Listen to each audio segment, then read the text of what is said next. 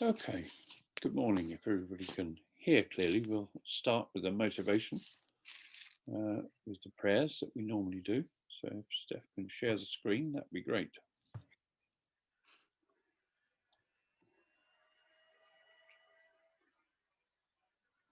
We'll start with the praise to Shakyamuni Buddha. To the founder, the endowed transcendent destroyer, the one gone beyond, the foe destroyer, the completely perfected, fully awakened being. Perfect in knowledge and in good conduct, Sugata, knower of the world. Supreme guide of human beings to be tamed, teacher of gods and human beings. To you, the completely and fully awakened one, the endowed transcendent destroyer, the glorious conqueror, the subduer from the Shaka clan, I prostrate, make offerings, and go for refuge. To the founder, the endowed transcendent destroyer, the one gone beyond, the foe destroyer, the completely perfected, fully awakened being, perfect in knowledge and in good conduct, Sugata, knower of the world, supreme guide of human beings to be tamed, teacher of gods and human beings. To you, the completely and fully awakened one, the endowed transcendent destroyer, the glorious conqueror, the subduer from the Shaka clan, I prostrate, make offerings, and go for refuge. To the founder, the endowed transcendent destroyer, the one gone beyond, the foe destroyer, the completely perfected, fully awakened being, perfect in knowledge and in good conduct, Sugata, knower of the world, supreme guide of human beings to be tamed, teacher of gods and human beings. To you, the completely and fully awakened one, the endowed transcendent destroyer, the glorious conqueror, the subduer from the Shaka clan, I prostrate, make offerings, and go for refuge. When, O supreme amongst humans, you were born on this earth, you paced out 7 strides, then said, I am supreme in this world. To you who were wise then, I prostrate. With pure bodies, forms supremely pure, wisdom ocean like a golden mountain, fame that blazes in the 3 worlds, winner of the best, Lord, to you I prostrate. With supreme signs, face like spotless moon, color like gold, to you I prostrate. Dust free like you, the 3 worlds are not. Incomparably wise one, to you I prostrate. The Saviour having great compassion, the Founder having all understanding, the field of merit with qualities like a vast ocean. To you, the one gone to thusness, I prostrate. The purity that frees one from attachment, the virtue that frees one from the lower realms, the one path, the sublime pure reality. To the Dharma that pacifies, I prostrate. Those who are liberated and also show the path to liberation. The holy field qualified with realizations, who are endowed, who are devoted to the moral precepts. To you, the sublime community intending virtue, I prostrate. Homage to the Supreme Buddha, homage to the Dharma refuge, homage to the great Sangha, to all 3 ever devout homage. To all worthy of respect, bowing with bodies as many as all realms' atoms in all aspects, with supreme faith I pay homage. Do not commit any non-virtuous actions. Perform only perfect virtuous actions. Subdue your mind thoroughly. This is the teaching of the Buddha. A star, a visual aberration, a flame of a lamp, an illusion, a drop of dew or a bubble, a dream, a flash of lightning, a cloud. See conditioned things as such. Through these merits may sentient beings attain the rank of all-seeing, subdue the foe of faults, and be delivered from samsara's ocean, perturbed by the waves of aging, sickness, and death. And we'll recite the Heart of the Perfection of Wisdom Sutra. I prostrate to the Arya Triple Gem. Thus did I hear at one time. The Bhagavan was dwelling on Masavulcha's mountain in Rajagriha, together with a great community of monks and a great community of bodhisattvas. At that time, the Bhagavan was absorbed in the concentration on the categories of phenomena called profound perception. Also at that time, the Bodhisattva Mahasattva Arya Avalokiteshvara looked upon the very practice of the profound perfection of wisdom and beheld those 5 aggregates also as empty of inherent nature. Then, through the power of the Buddha, the Venerable Shariputra, said this to the Bodhisattva Mahasattva Arya Avalokiteshvara. How should any son of the lineage train who wishes to practice the activity of the profound perfection of wisdom? He said that, and the Bodhisattva Mahasattva Arya Avalokiteshvara said this to the Venerable Shariputra. Shariputra, any son of the lineage or daughter of the lineage who wishes to practice the activity of the profound perfection of wisdom should look upon it like this, correctly and repeatedly beholding those five aggregates also as empty of inherent nature. Form is empty. Emptiness is form. Emptiness is not other than form. Form is also not other than emptiness. In the same way, feeling, discrimination, compositional factors, and consciousness are empty. Shariputra, likewise, all phenomena are emptiness without characteristic, unproduced, unceased, stainless, not without stain, not deficient, not fulfilled. Shariputra, therefore, in emptiness there is no form, no feeling, no visual form, no sound, no discrimination, no compositional factors, no consciousness, no eye, no ear, no nose, no tongue, no body, no mind, no visual form, no sound, no odor, no taste, no object of touch, and no phenomenon. There is no eye element, and so on up to and including no mind element, and no ignorance, and no mind element or mental consciousness element. There is no ignorance and no extinction of ignorance, and so on up to and including no aging and death, and no extinction of aging and death. Similarly, there is no suffering, origination, cessation, and path. There is no exalted wisdom, no attainment, and also no non-attainment. Shariputra, therefore, because there is no attainment, Bodhisattvas rely on and dwell in the perfection of wisdom, the mind without obscuration and without fear. Having completely passed beyond error, they reach the endpoint of nirvana. All the Buddhas who dwell in the three times also manifestly completely awaken to unsurpassable, perfect, complete enlightenment in reliance on the perfection of wisdom. Therefore, the mantra of the perfection of wisdom, the mantra of great knowledge, the unsurpassed mantra, the mantra equal to the unequaled, the mantra that thoroughly pacifies all suffering, should be known as the truth, since it is not false. The mantra of the perfection of wisdom is declared. Tayata gate gate paragate parasangate bodhisoha. Shariputra, the Bodhisattva Mahasattva, should train in the profound perfection of wisdom like that. Then the Bhagavan arose from that concentration and commended the Bodhisattva Mahasattva Arya Avalokiteshvara, saying, well said, son of the lineage, it is like that. It is like that. One should practice the profound perfection of wisdom, just as you have indicated, even the Tathagatas rejoiced. The Bhagavan having thus spoken, the Venerable Shariputra, the Bodhisattva Mahasattva Arya Avalokiteshvara, and those surrounding in their entirety, along with the world of gods, humans, asuras, and Gandharvas, were overjoyed and highly praised that spoken by the Bhagavan. And we'll offer the prayer to Simhamukha, the lion-faced Dakini. I prostrate to the gathering of Dakinis in the three chakras, who abide in the holy yoga of using space. By your powers of clairvoyance and magical emanation, look after practitioners like a mother her child. Aka, Samara, Sashadara, Samrayapeya.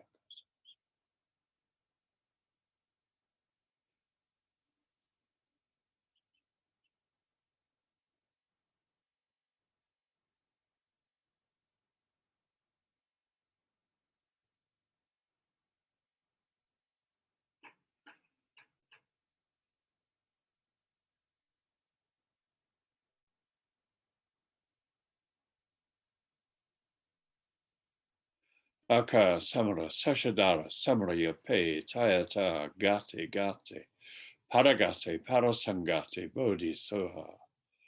By the teachings of the three supreme jewels possessing the power of truth, may inner and outer hindrances be transformed.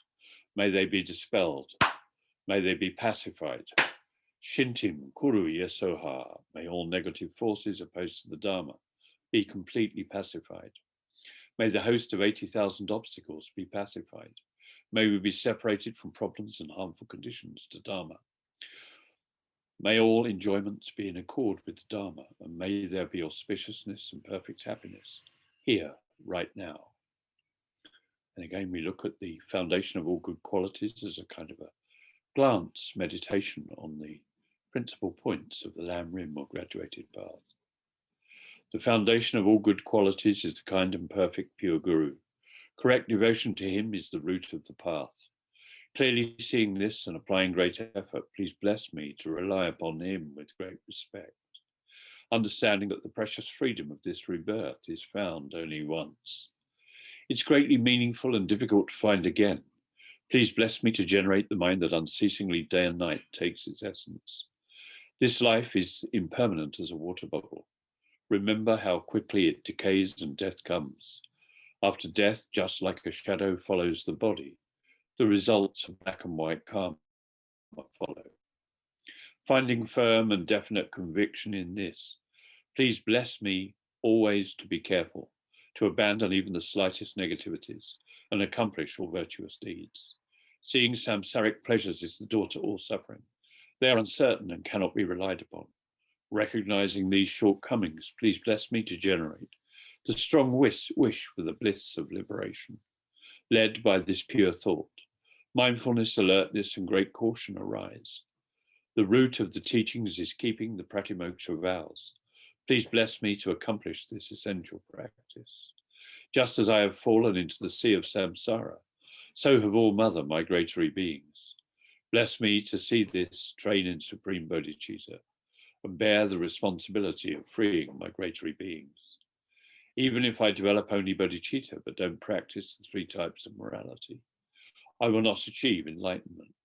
With my clear recognition of this, please bless me to practice the bodhisattva vows with great energy. Once I've pacified distractions to wrong object and correctly analyzed the meaning of reality, please bless me to generate quickly within my mind stream the unified path of calm abiding and special insight. Having become a pure vessel by training in the general path, please bless me to enter the holy gateway of the fortunate ones, the supreme Vajra vehicle. At that time, the basis of accomplishing the two attainments is keeping pure vows and samaya. As I have become firmly convinced of this, please bless me to protect these vows and pledges like my life. Then, having realized the importance of the two stages, the essence of the Vajrayana, by practicing with great energy, never giving up the 4 sessions, please bless me to realize the teachings of the Holy Guru. Like that, may the Gurus who show the noble path and the spiritual friends who practice it have long lives. Please bless me to pacify completely all outer and inner hindrances.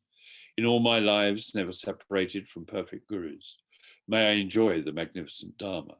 By completing the qualities of the stages and paths, may I quickly attain the state of Vajradhara.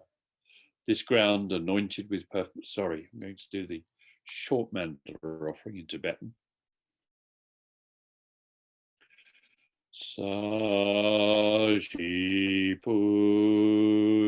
Sajipuki Jugjin Meto Tram Rira Lingji Nide Gyanpadi Sangye Jingru Mite Uai Roku Dajingla Chupa Yo. This ground, anointed with perfume, strewn with flowers, adorned with Mount Meru, the 4 continents, the sun and the moon. I imagine this as a Buddha field and offer it. May all living beings enjoy this pure land. Idam Guru Ratna Mandala Kamniyatayami. Sangye Chodang Soki Chonam La Changchu Badu Dakni Kyapsushi Dage Chunyen Gi Pe Sonam Gi Drola panchia sange drupa ju. Sangye chorang soki chonam la jangchu badu dakni kepsu shi dage chunyen gi pe sonam gi drola panchia sange drupa. I go for refuge until I'm enlightened to the Buddha, the Dharma, and the Supreme Assembly. By the merits I create through listening to the Dharma, may I become a Buddha in order to benefit all sentient beings. Thank you very much. And in that spirit, we'll engage in the last day of our retreat.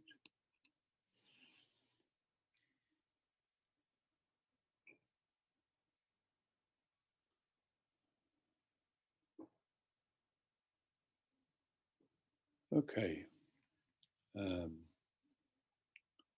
Anything to kind of reflect on overnight? Any more? Are we clear about the kind of what's referred to as the object of negation, this kind of sense or feeling or assumption of a permanent, singular, partless, existing from its own side, completely independent, not dependent on anything else, self-sufficient kind of I. And knowing what that is, whether we either experiencing it arising strongly or just there as an assumption we make about the way we are, we then sought to say, well, is this the same as the mind and body or different?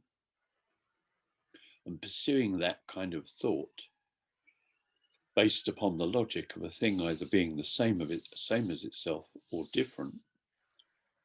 But also, in addition to that kind of analytical meditation on the basis of a stable shamatha, also trying to feel our way into an experience of that. And in the in-between sessions, contemplating, looking, reflecting at what experience we're having through the senses and mental consciousness, and seeing if we can glance to actually see ourselves as we really are, rather than merely assenting to existing in the way that we appear and being somewhat baffled by the illusion. If we're clear about that, maybe we can move on and look at difference. But just before we go there, are there any things remaining or anything not clear or any questions you've got around where we've got to so far? Stuart, would you like to unmute yourself and lower your hand and ask your question? Hi, Stuart. Hello, Roy. It was just more a comment, really. I really liked on page 39 of the book, Paltrol Rinpoche's sacred word that His Holiness shared, and it says, can I just read it? Please do. It's wonderful. Much of our planning is like waiting to swim in a dry ravine. Many of our activities are like housekeeping in a dream. Delirious with fever, one does not recognize the fever. And I just think that really sums up the human condition and really what we're trying to look at here. It does indeed, and it was, His Holiness put it there for the very reason you've alighted on it. So I am pleased that it made that impression on you, and really pleased you've shared it. And Patrol Rinpoche is indeed a remarkable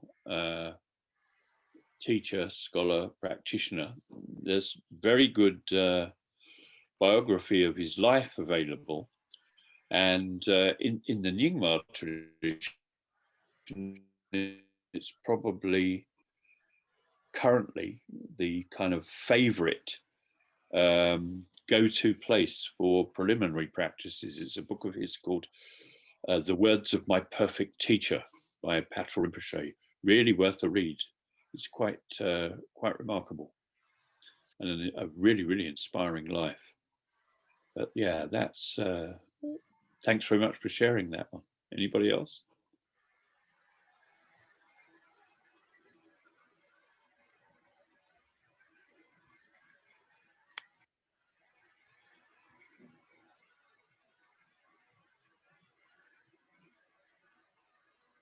Okay, so let's find a comfortable posture.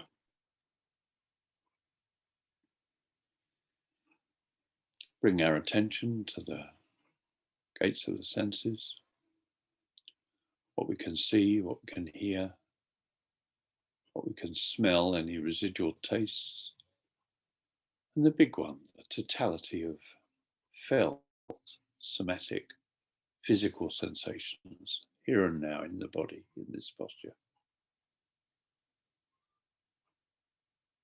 A myriad interdependent, interrelated patterns and waves of sensation. So just returning the attention there to the experience of the five senses. Just resting there, still in body, speech and mind, with the senses vividly alive.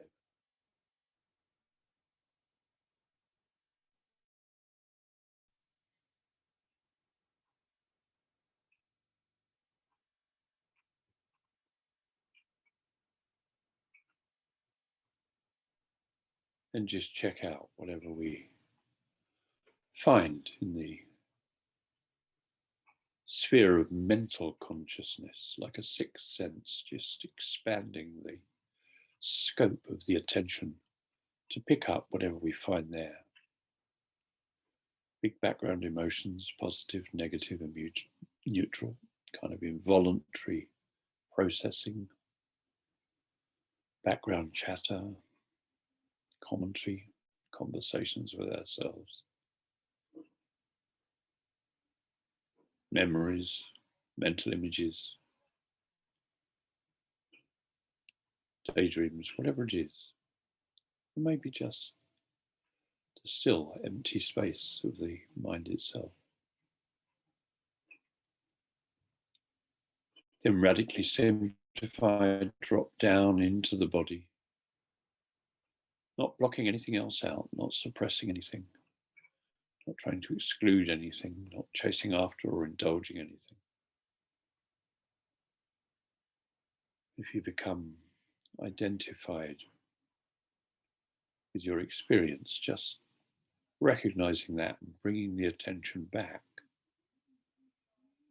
to be fully present, alert, but relaxed in the experience of the five senses and mental consciousness.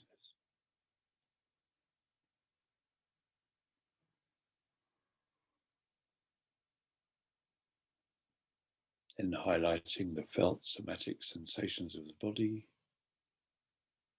picking up the breath in the body, the entire rhythm of the sensations of the breath in the body, like a tidal ebb and flow within the ocean of the totality of physical sensations. Brightening the awareness, if necessary, on the in-breath if those sensations are dull.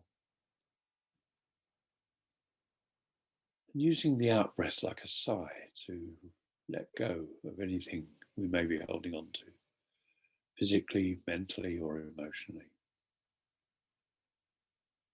Allowing mind and body to settle into the natural state and just relaxing back into the posture and the practice. Bringing the attention back to the felt somatic sensations of the breath. Just resting there for a while.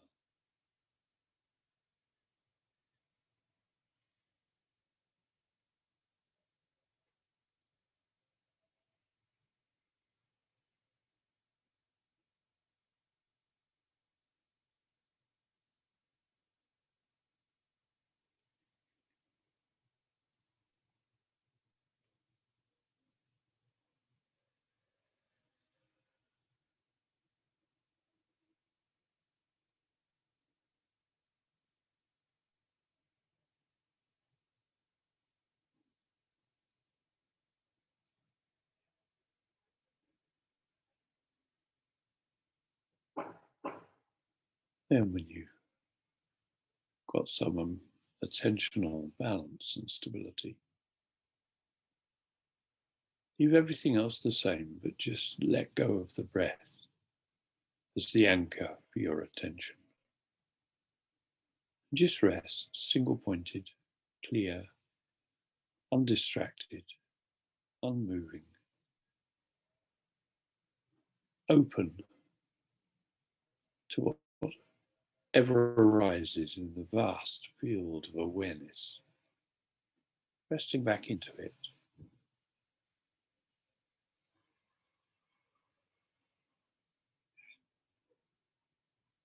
Single-pointed, undistracted, completely unsupported, bright, clear awareness.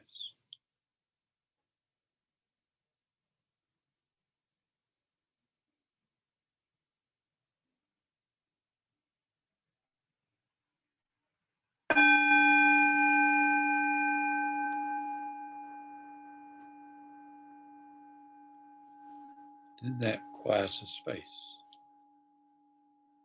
it's kind of resting there. Let's see if we can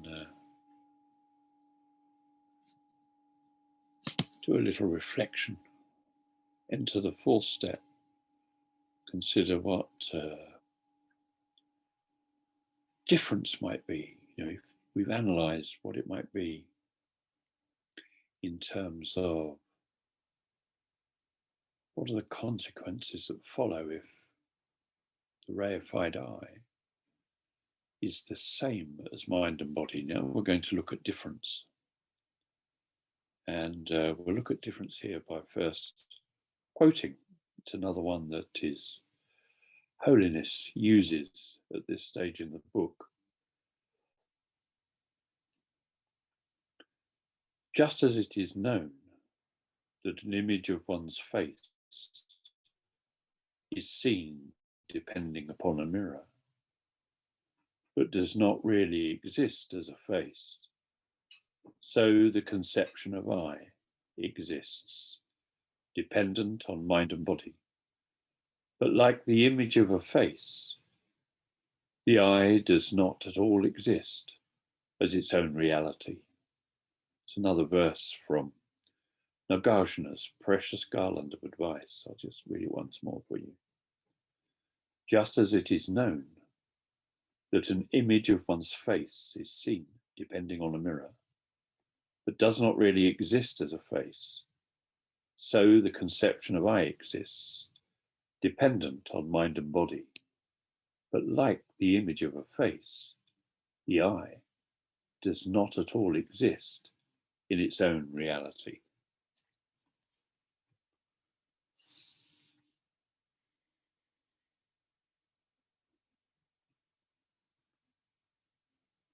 So bearing that in mind, think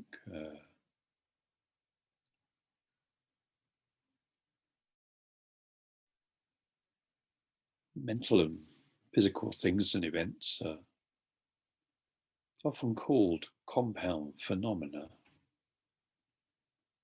because they're produced, they arise, they abide, disintegrate moment by moment. And these kind of characteristics, these mental, physical events and things, kind of reveal to us that mental and physical factors exist due to very specific causes and conditions. And when those causes and conditions don't exist, they disappear or change, transform.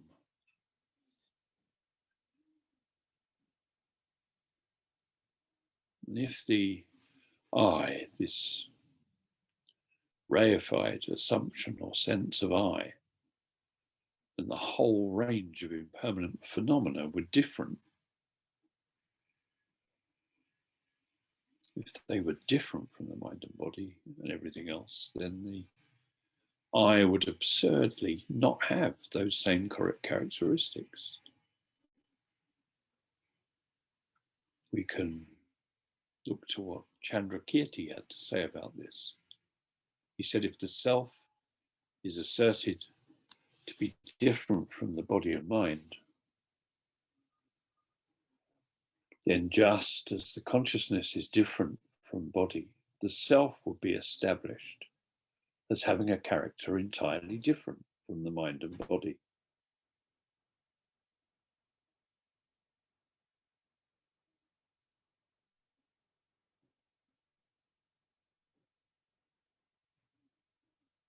If the I and mind and body were inherently different, the I would have to be a falsely imagined phenomenon, not having the characteristics of either body or mind.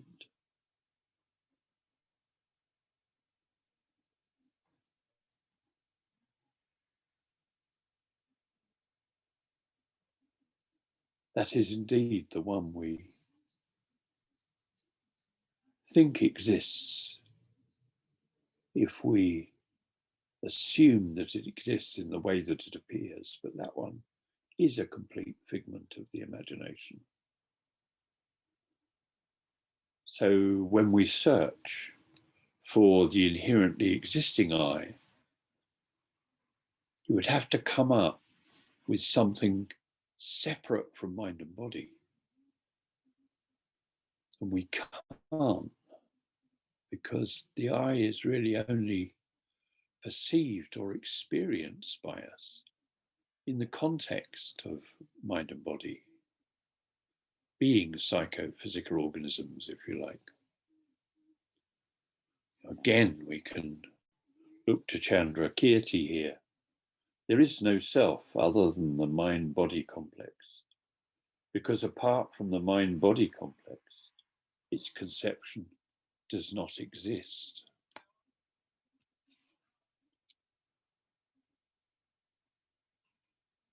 So kind of reflecting on that, we can look, feel our way in, be present to our own immediate experience, and consider some of the consequences analytically without departing from our balance and stability in our experience of the five senses of mental consciousness right here, right now.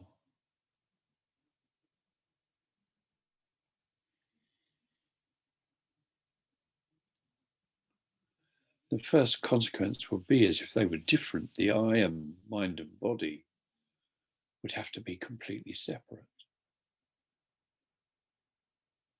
Do we really experience them that way? Would it even be possible without a mind and a body to have an experience of an I?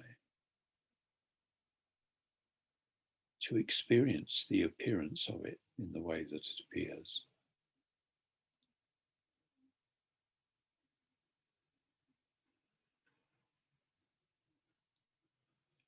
I mean, if it did exist as something completely different, and if we kind of imagine that there could be a situation where there is no body and no consciousness, it would still be possible for someone to find an I existing in and of itself, singular, permanent, partless, wholly self-sufficient, existing from its own side, completely independent of any mind or body or psychophysical complex. One might ask, what would be the difference between that and nothing at all?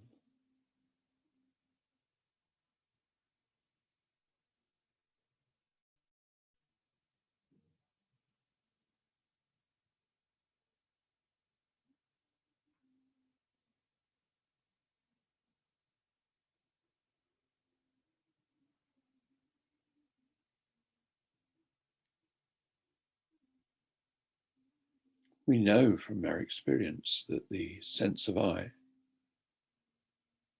kind of arises in dependence on different things, and the strength of it is conditioned by that upon which it arises.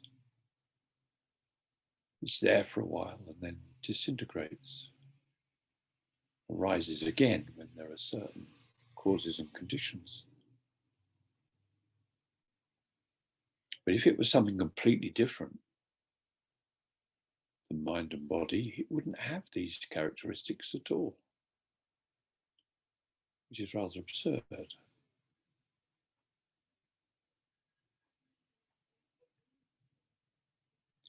That sort of I would either have just to be a figment of the imagination or somehow permanent.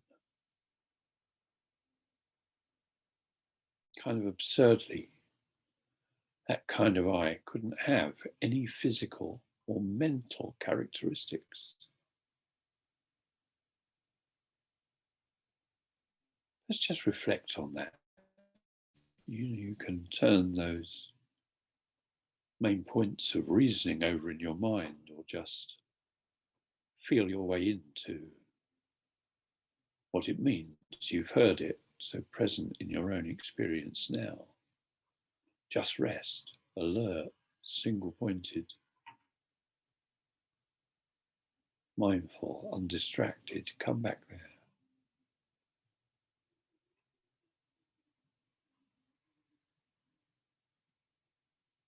Keeping a gentle focus on the possibility and consequences, sense of I being completely different from anything that might arise or be experienced by mind and body. And just rest there.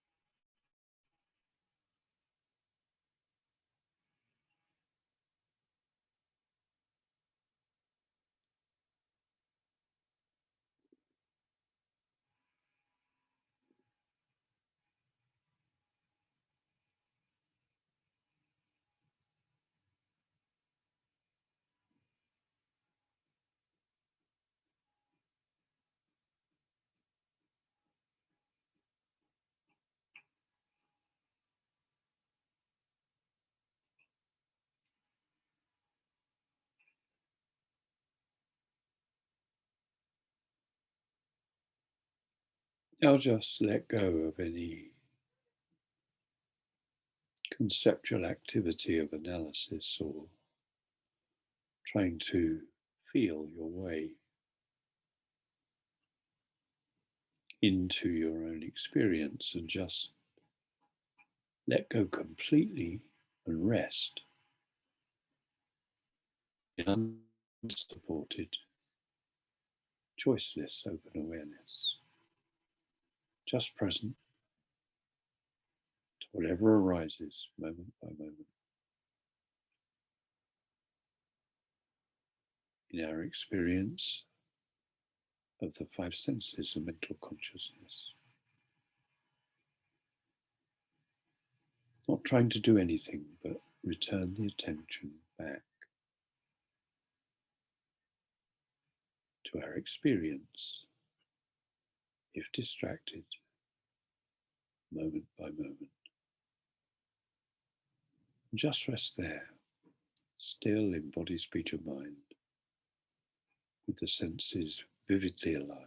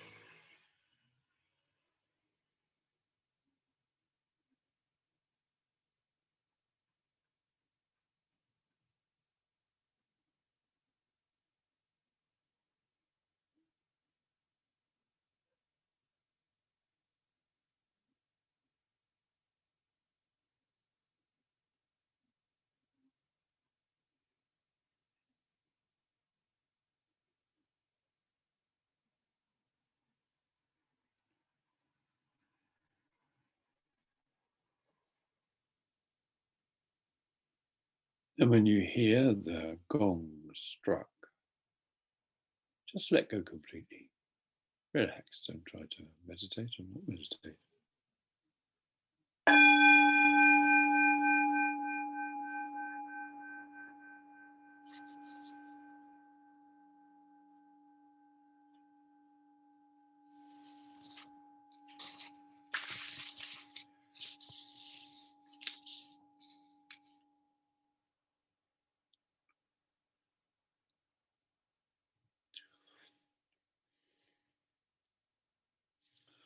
Have a kind of another quotation here, kind of goes back. You remember in the beginning we were talking about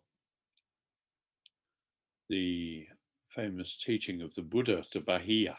In the seen there will just be the seen, in the heard just the heard, in the felt just the felt, and in the thought just the thought. Well, there was a really rather interesting one I found some time ago by a man called Andrew Olensky. He's a practitioner associated with the Bar Institute in America. And he said, as even a passing encounter with meditation will demonstrate, it does not take long in this mode for the reality of the external world to dissolve into irrelevance amidst a swirling sea of changing phenomena.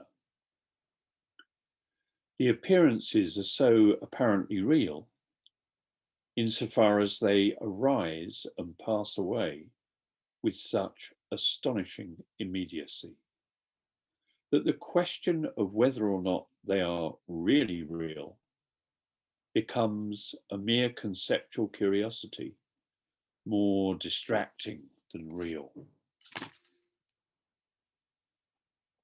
So if we really pay attention to our experience in a really alert but relaxed way, moment by moment, these qualities, the three signs of being, as the Buddha called them, dukkha, suffering, anicca, impermanence, and anatta, selflessness, are in a way self-evident.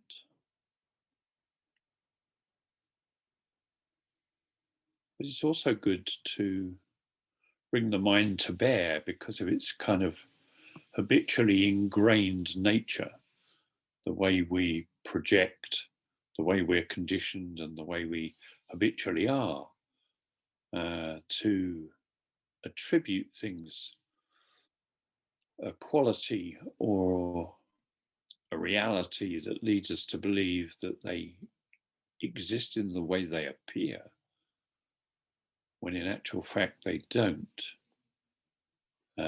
We can start to use analytical meditations like this to kind of augment that experience. Going back to the fifth Dalai Lama again, if you follow on from where he's talking about the I arising in different ways on different causes and conditions in the body and the mind, he's saying when you do the analysis, if we're going to look at it from the point of view, well, if there is such a one as that, is it the same or is it different? Then if we're going to do it, if we're going to say, well, what we're trying to do here is actually come up with a concretely existing I that actually exists in the way that it appears. And to do that, we need to, one of the ways of doing it is to say, well, is it the same or different, the mind and body? It's really kind of crucial that inquiry be alive as well as thorough. I think, yesterday or the day before, I think I was talking to Tony, we were saying it's important to be creative with it, to kind of quietly engage in the analysis with some passion and enthusiasm. Don't let it become a dead thing. And once you've got an idea of the principles, you can come at it in many different ways from your own perspective, following those principles in a very kind of creative, engaging and passionate way. Because if we don't do that, it'll just become a bit like rote learning and repetition, and we won't feel the impact of it. Because we want to try and get to a position where we really start to question that strong sense of a self-instituting, self-existing I, and actually get to the point where we think, aha, previously it seemed to me like this, so true, so solid, just almost a given, but maybe it really isn't like that, just to have that one doubt.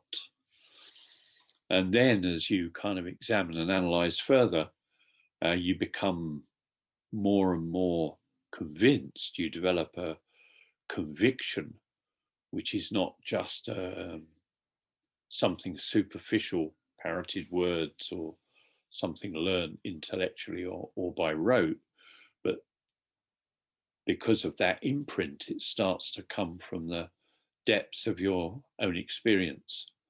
So given these 4 steps in this particular way of coming at it, as I say, there are others, but this is the one His Holiness sets out in the text, how see yourself as you really are.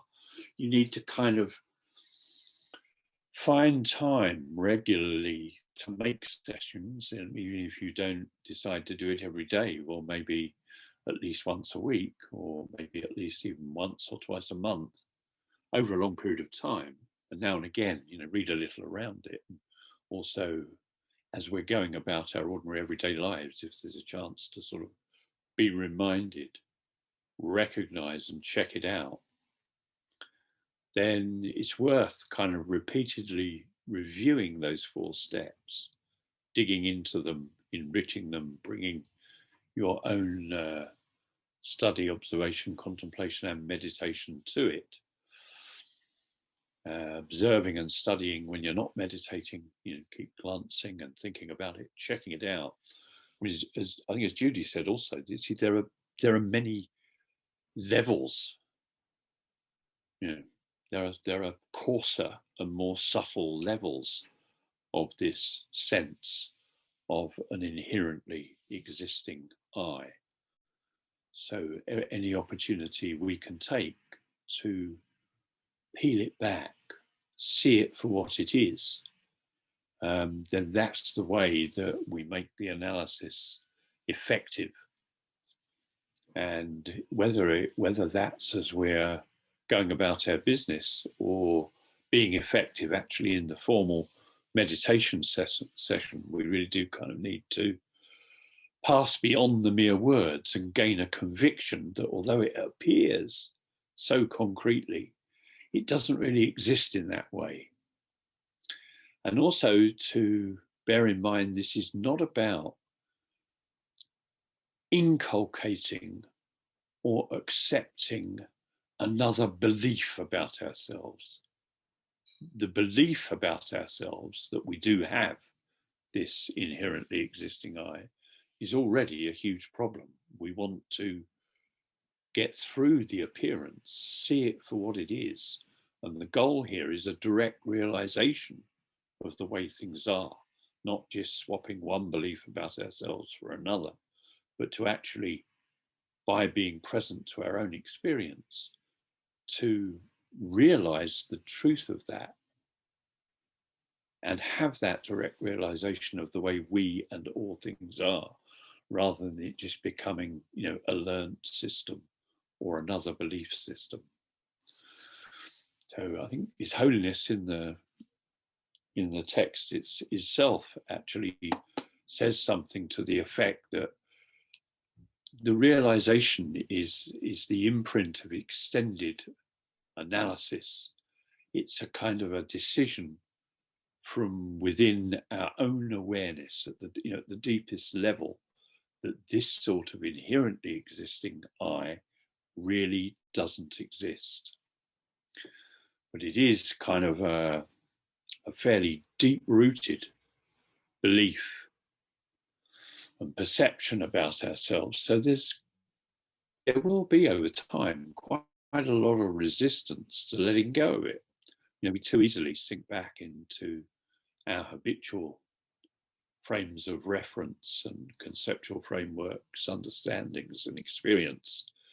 And sometimes it won't necessarily be a pleasant process. It can at times be emotionally harrowing. But if you just get a whiff of the potential of it and come to doubt the existence of the reified I just once for a little bit, this prospect has the potential to be incredibly liberating and empowering at every level. It's kind of like that. I mean, having said that, it's a kind of a call or an urge to say, do it seriously, but at the same time, be sensible, be open, alert, relaxed. And I always remember here an Italian author called Italo Calvino. And when the millennium was turning, 1999 to the year 2000, everybody was, media and so on, going around looking for people to say what they thought were what are the essential things that you need for the new millennium. And lots of very good writers and intellectuals and artists and all sorts of people came up with some wonderful stuff. He just came up with one word: lightness. What do you need for the 21st century? Lightness. So yes, we want to engage, we want to bring a passion to it, we want to take it seriously. But don't forget that we very easily do take ourselves far too seriously. And believe it or not, the very misconception we're talking about is at the root of it. So just a thought there, yeah? Just a thought about that.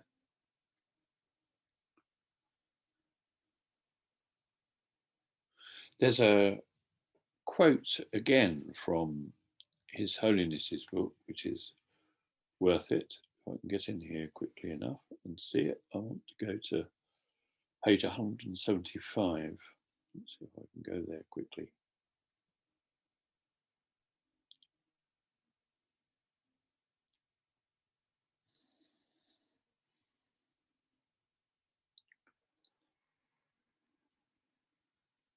Not as quick as I like, but nearly there.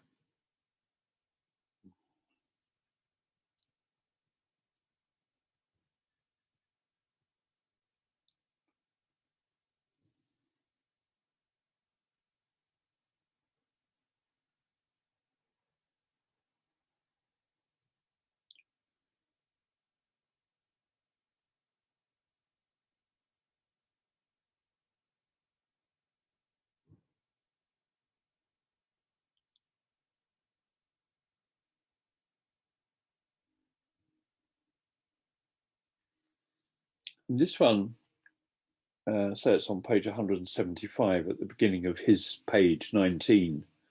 It's entitled Viewing Yourself as Like an Illusion.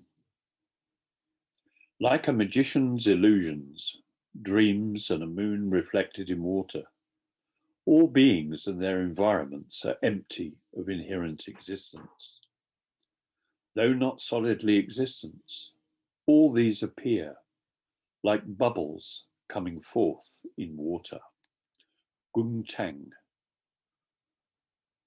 Like a magician's illusions, dreams and a moon reflected in water, all beings and their environments are empty of inherent existence.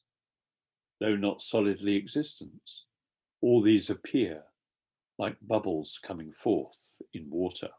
Echoes of the verse in the Diamond Sutra that appears in our morning prayers there. So getting this appreciation of ourselves as being illusion-like in that way. And the eye is like that. There's a rather beautiful Japanese picture of a monkey hanging off a tree, peering into a pool of water, and reflected in the pool of water is the disk of a full moon. And with his other hand, he's trying to peel the moon off the surface of the water. But of course, it's only an image dependent on the light coming from the moon itself and the water in which it's reflected. But of course, it can't be peeled off. It can't be grasped because it has no inherent existence. And it's been mistaken for the reality of the moon. And the monkey thinks that the moon exists there in a way that it doesn't. Again, the self is very much like the reflection of the moon in water.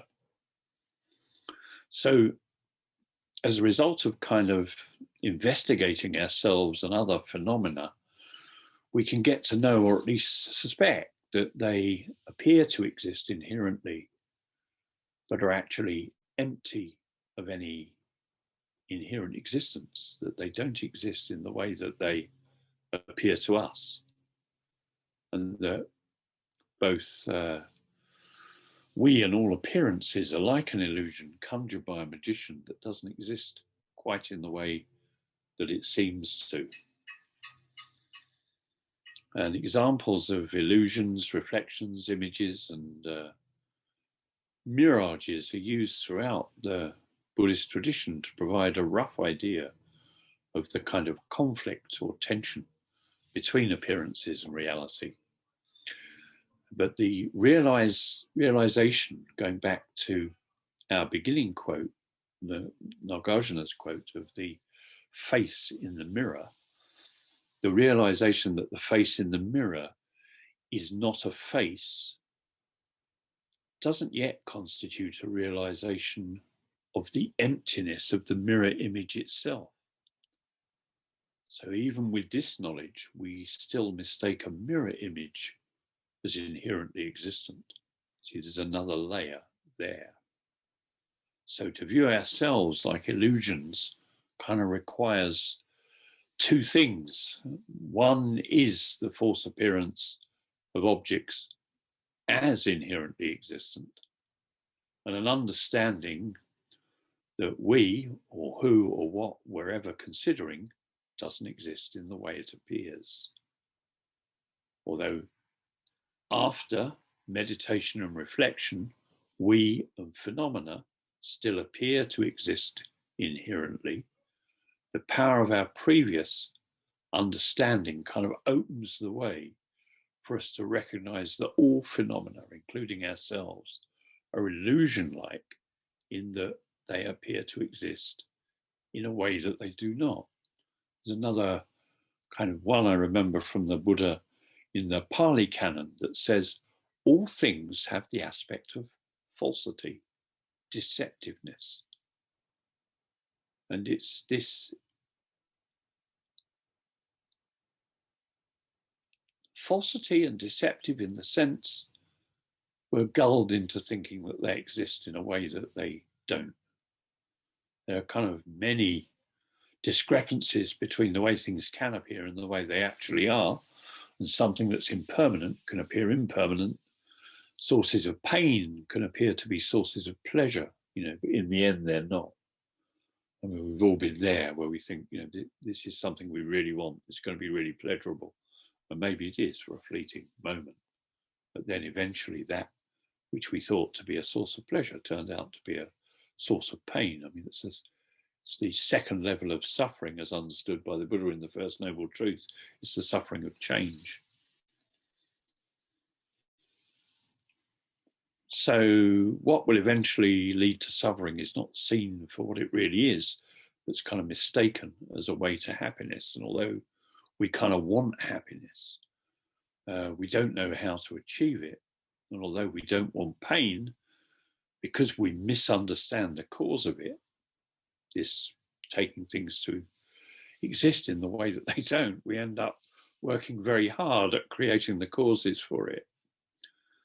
So in a magic show, in a magician's show, our senses and consciousness are deceived by the magician's tricks. And in a similar way, by going along with the appearance of inherent existence, we exaggerate the status of both good and bad phenomena And then we're led into attachment and aversion, desire, hatred, and all those actions accumulating karma and consequences that we have to subsequently experience the effects of. You know, what's not inherently existent appears to be inherently existent when we accept the appearance as a given.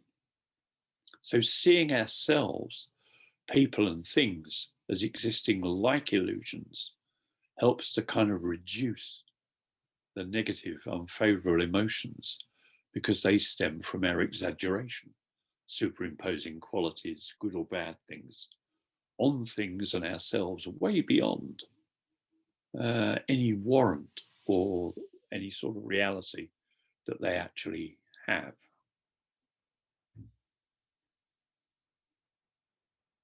I think in his Holiness's book, he points out, not just there, but elsewhere, but it is actually in this one where he spends some time, explaining how when we get angry with someone, we get a very strong sense of the wretchedness of the person we're angry with. But at some later time, however long it takes, we find our earlier perception very often laughable. Once we've calmed down and get a better look at that person as to how they actually are. So the benefit of this kind of liberating insight is that it prevents us from attributing either goodness or badness to people and objects way beyond what is actually there. It's the self-deception that something exists there that inherently exists. Inherently exists. That it's always like that. He or she is like that. I think I read a couple of days ago that, and was inclined to agree with it, but it's a very good example. It was an interview with Cher, if you remember Cher, or have heard of Cher, the singer, famous of Sonny and Cher. In her interview, being asked about Donald Trump, she said, "There's not an ounce of goodness in him, not a drop." Well, much as I could laugh, be amused, and sympathize with her point of view, clearly, if she's serious about that, it's based on a view of an inherently existing Donald Trump who doesn't really exist because his children or close friends or intimates will certainly not view him in that way.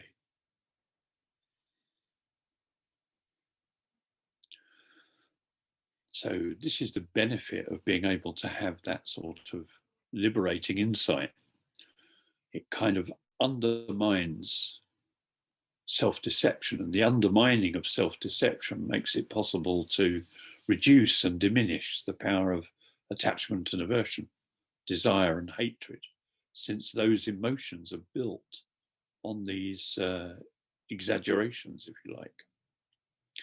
And the elimination of unhealthy emotions, unwholesome emotions, creates space in which healthier emotions and virtues can develop and manifest. So by viewing things with insight, as His Holiness often points out, you bring them within the scope of the practice of emptiness. A good place to rest for the moment. We can pick up again this afternoon. See, there's a... Don't forget that, as Steph reminded you at the beginning of the session, because of the way things are, there's the resource I promised earlier in terms of Douglas Harding's work. There's the full bibliography for this week, and I'll give you the full bibliography that I would have provided if we were at Land of Joy doing it for 8 or 9 days, because it's a good one to be able to refer to. But you need to get your email into Steph, and I think you can do that by just putting it in the chat box. She can save them, I can't. Then she'll send them all to me, and I'll make a group email, BC, send an email to myself, BCCing everybody else, and I'll put a few notes and attach the materials. Yeah.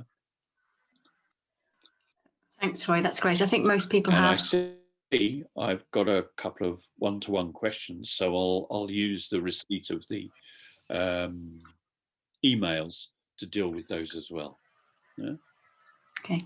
Thanks, Roy. Thank you. And Stuart's just sent a link as well, which I'll send to you with a lovely image, I think, from the moon and trying to peel off the moon. Yeah, it is a very beautiful one. In fact, you remember at the start, and it's on the bibliography, I was talking about Jan Westerhoff's book, 12 Examples of Illusion, published by the Oxford University Press, and they've got one on there.